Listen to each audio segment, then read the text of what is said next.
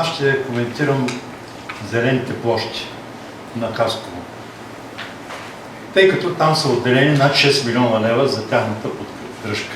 Зелените площи можем да ги разделим на поддържане, на неподдържане, на изоставени и такива, които не знаем зелени площи ли са, кръчма ли са, какво са, не можем да разберем.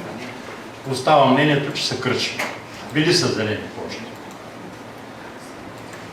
Онзи ден влизам в Хасково, идвайки се от Димитровград, и гледам първото нещо, което ме направи впечатление, градинката пред тази годиница, една зелена площ, напълно изоставена на себе си, лятото изсъхна половината насъждение.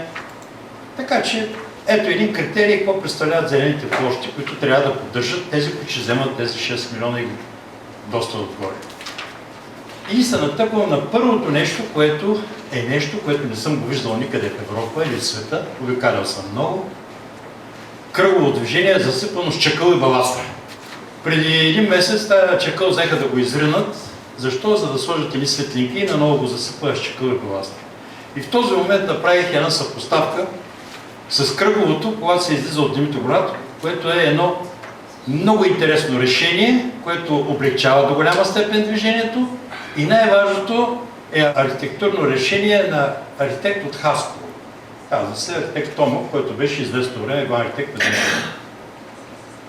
Значи Димитровград, който на времето не застигаше, може да има зелени площи на кръгово, а в Хасково не може. Що? Защото се икономисват пари оттам. Сипваме чакъла и после само пишеме. Тръгваме надолу леко. Спускаме се.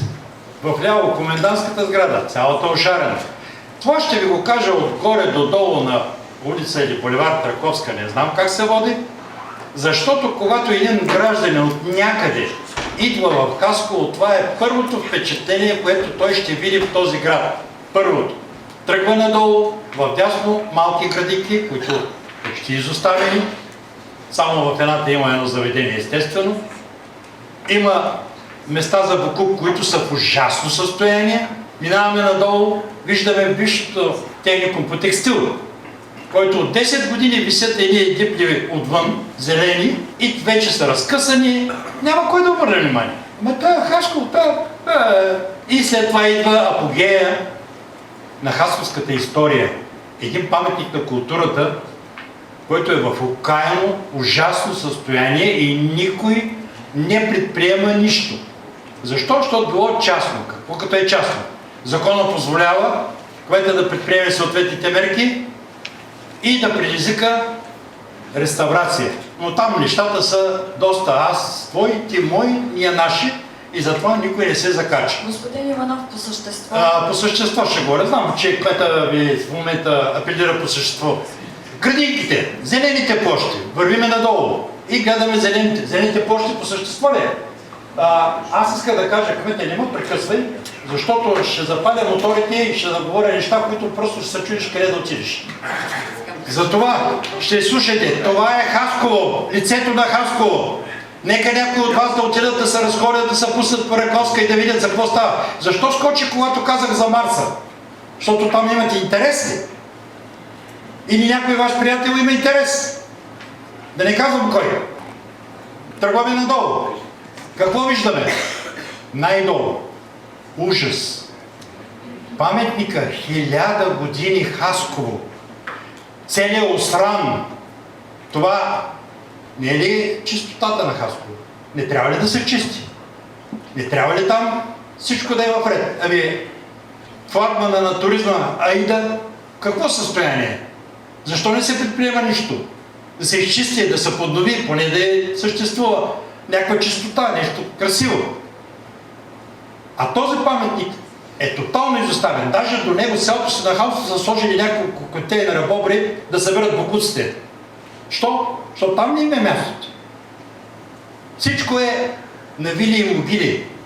Този град, да те е срам да влезеш в него, да видиш за какво става въпрос. А сега ще ви подготвяме 18 милиона лева за чистота и не знам си какво. Къде отиват тия пари? Къде е чистотата? Най-простичкото. Не било по същество. Кое е съществото в града? Ами ето, айде! Вие по Раковска няма да мините. Няма да се заинтересуват. Сега, като излезете от тук, като отидете на автопарка да си вземете колите, погледнете вдясно пред така наречения бар, как беше наргиле бар, така, погледнете отдолу какво става. Контейнерите какво представляват, джоба на контейнерите какво представлява, колко е мръсно, какъв буклук е. Това е пред община Хасково. Ами ако отидете за театъра да видите какво е, ако вземе човек да изброява едно по едно, просто ще се ужаси. И моето излизане не е за това, защо са толкова парите и какви са парите, защото те ще са толкова, защото вие на един куп хора и фирми не събирате такса смет.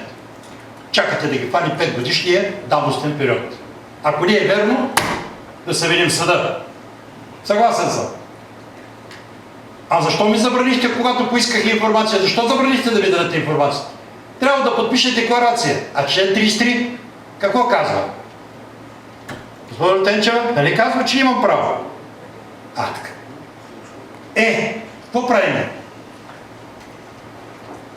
Исках да кажа, че тези пари трябва да отидат по предназначение. Нека да бъдат 18, нека да бъдат 20, 30 милиона. Ама като влезе в този град да ти прави сърцето. Това е моята болка. Извинявайте.